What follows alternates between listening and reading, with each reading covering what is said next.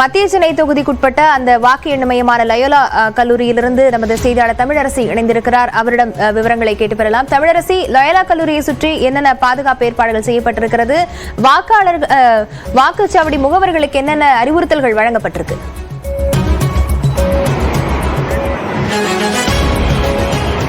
Lavanya, Loyola கல்லூரி மத்திய சென்னை தொகுதிக்குட்பட்ட பகுதிகளில் பதிவான வாக்கு எண்ணிக்கை லயோலா கல்லூரியில் நடக்கிறது. இதற்காக இந்த பகுதியில் காவல்துறை பாதுகாப்பு என்பது பலப்படுத்தப்பட்டிருக்கிறது. சுமார் 445 காவல்துறையினர் 3 அடுக்கு பாதுகாப்பு பணியில இங்கு ஈடுபட்டிருக்காங்க. அதே போல வாக்கு எண்ணும் பணியில இந்த மையத்தில் 454 பேர் வாக்கு எண்ணும் பணியில ஈடுபட்டிருக்காங்க. குறிப்பா மத்திய சென்னை தொகுதியில 1303 வாக்குச்சாவடிகள் இந்த தொகுதியில் இருக்கு. இங்க பொதுவான வாக்கு எண்ணிக்கை இங்க எண்ணப்படுது. மொத்தம் இந்த மத்திய சென்னை நாடாளுமன்ற தொகுதியில 6 சட்டமன்ற தொகுதிகள் வருது. ஒவ்வொரு தொகுதிக்கும் 14 மேசைகள், 6 அரங்குகள்ல 14 மேசைகள் இங்கு அமைக்கப்பட்டிருக்கு. மொத்தம் 84 மேசைகள் இந்த மையத்தில் அமைக்கப்பட்டு வாக்கு எண்ணும் பணியானது நடைபெற இருக்கு. குறிப்பா இந்த லயோலா கல்லூரியில நுண் பார்வையாளர்கள் 113 பேர், அதே போல வாக்கு எண்ணும் மேற்பார்வையாளர்கள் 119 பேர், வாக்கு எண்ணும் உதவியாளர்கள் 121 பேர், அலுவலக உதவியாளர்கள் 101 பேர் என மொத்தம் 454 பேர் இந்த வாக்கு எண்ணும் பணியில ஈடுபட இருக்காங்க.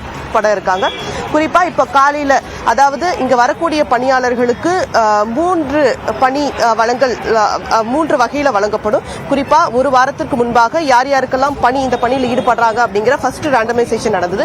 அதற்கு அப்புறம் வாக்கு எண்ணிக்கைக்கு 48 மணி நேரத்திற்கு முன்பாக இரண்டாவது ரேண்டமைசேஷன், யார் யாருக்கு எந்தெந்த நாடாளுமன்ற தொகுதி அப்படிங்கிற பணி வழங்கப்பட்டது.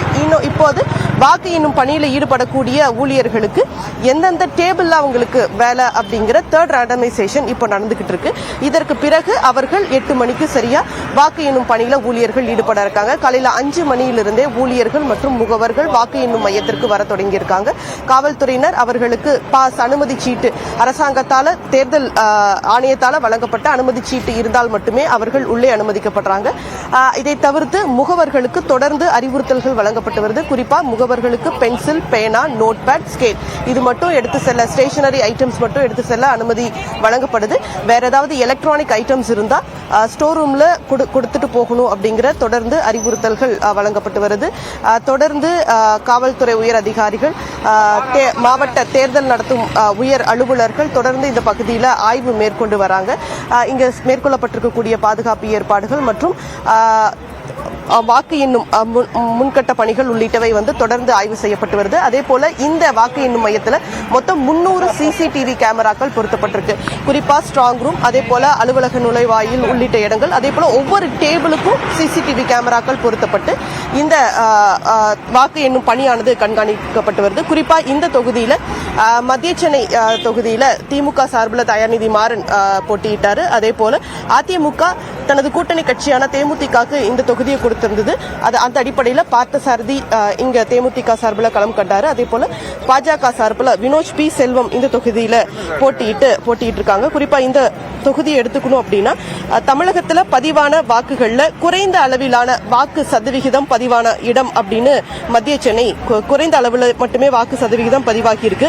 குறிப்பா இந்த தொகுதியில பதிவான வாக்குகள், அதாவது 7,28,614 வாக்குகள் பதிவாகியிருக்கு. தமிழகத்துல 39 தொகுதியில பதிவான வாக்குகள்ல குறைந்த சதவிகிதம் 53.96% வாக்குகள் மட்டுமே இந்த தொகுதியில பதிவாகி இருக்கிறது.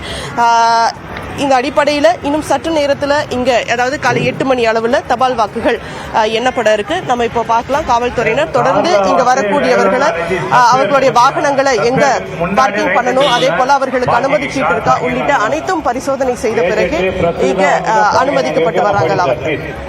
தொடர்ந்து தகவல்களை பெறுகிறோம் தமிழரசி. தற்போதைய விவரங்களுக்கு நன்றி. ஜனநாயக தீர்ப்பு 2024 மக்களவை தேர்தல் முடிவுகள் இன்று வெளியாகவிருக்கின்றன. அது தொடர்பான சிறப்பு நிரலில் ஜனநாயக தீர்ப்பு 2024 இணைந்திருக்கிறோம்.